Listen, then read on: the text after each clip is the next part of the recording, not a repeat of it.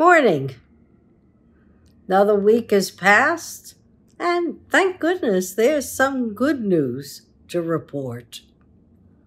Mike Johnson, the Speaker of the House, who hails from Louisiana, actually was a profile in courage.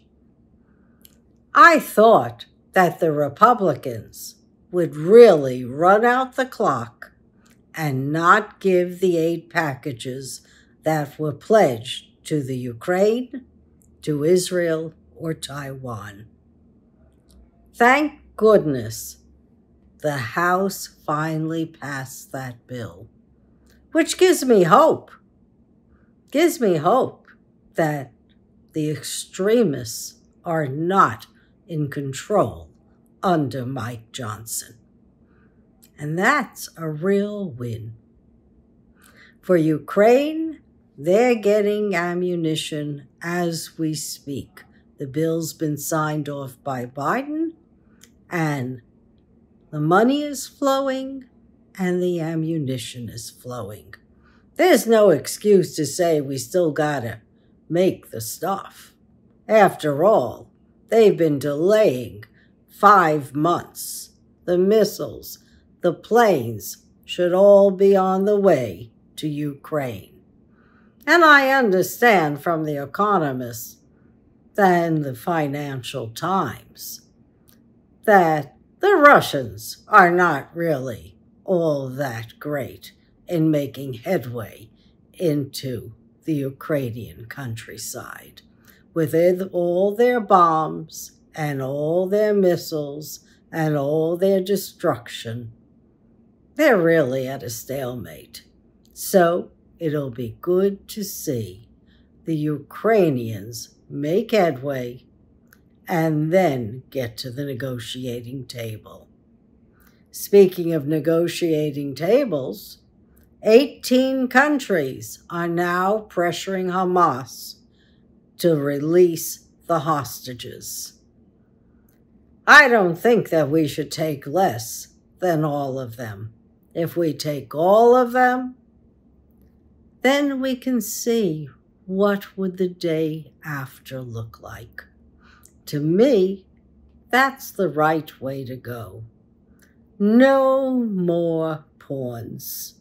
It's 200 plus days. It's enough. I feel sorry for the Gazans, and I feel sorry for the hostages and their families who are waiting hopefully for the return of their loved ones. And everything rests in Sinwar's hands. He's the only one who can really make the decision. The folks who are living high on the hog in Qatar and other places, they really don't care about what happens to the Palestinian people, the Gazan people. All they care about is the Hamas Corporation. Well, there's the Hamas Corporation and there's the people. And unfortunately, the people on all sides, when you've got to fight a war, are pawns. Sometimes you can't really choose what happens to your country, like with Ukraine when it was invaded, and Israel when it was invaded.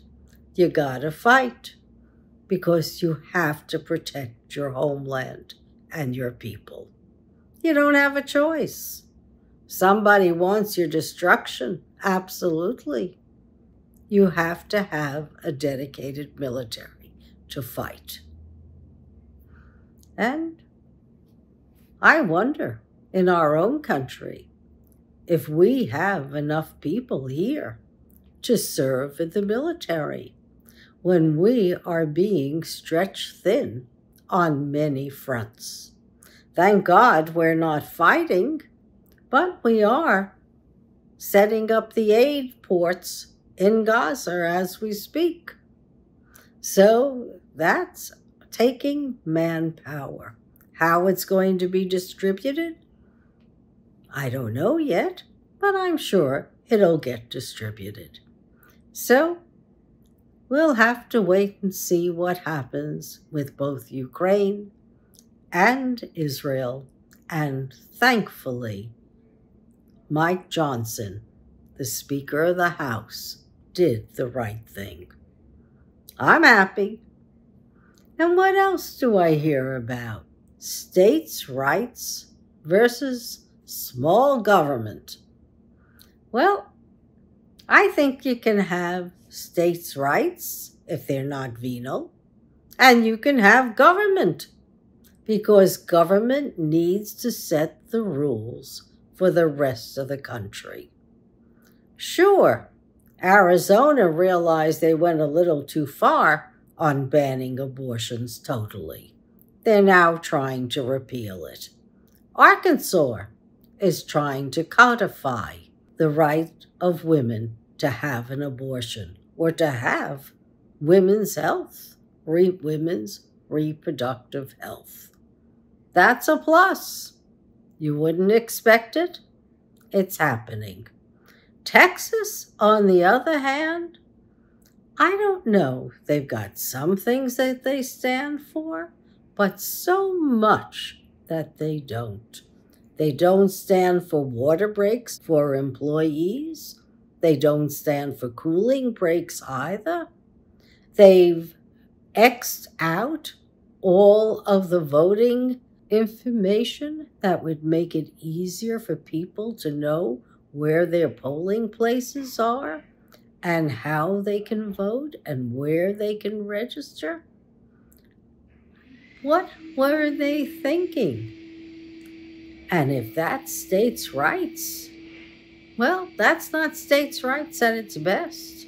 At its best, states' rights should be for the people, by the people.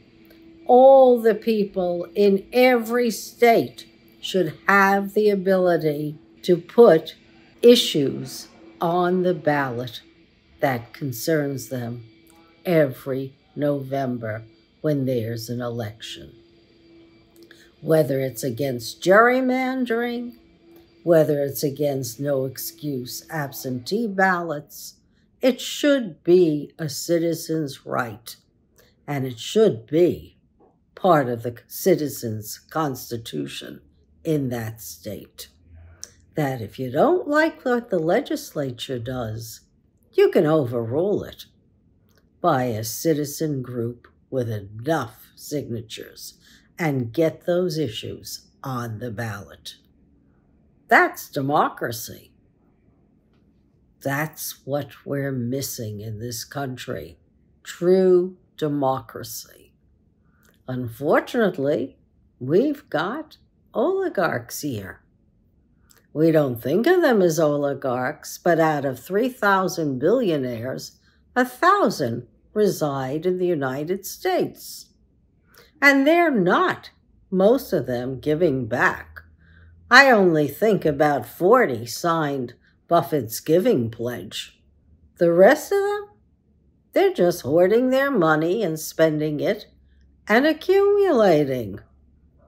A 2% global tax on wealth is not something that will hurt them in the pocketbook, but it will certainly cover $250 billion in global disasters.